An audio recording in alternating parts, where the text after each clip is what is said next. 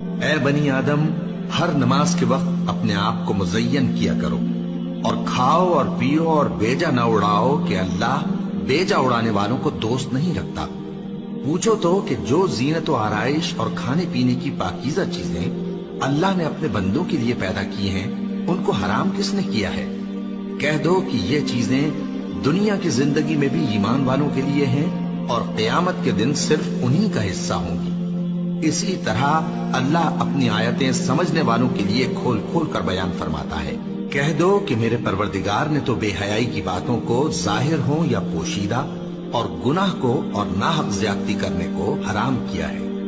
اور اس کو بھی کہ تم کسی کو اللہ کا شریک بناؤ جس کی اس نے کوئی سند نازل نہیں کی،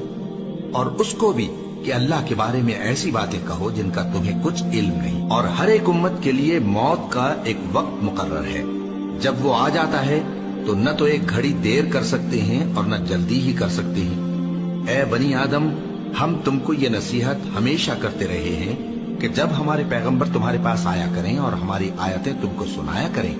تو ان پر ایمان لایا کرو کہ اب جو شخص ان پر ایمان لا کر اللہ سے ڈرتا رہے گا اور اپنی حالت درست رکھے گا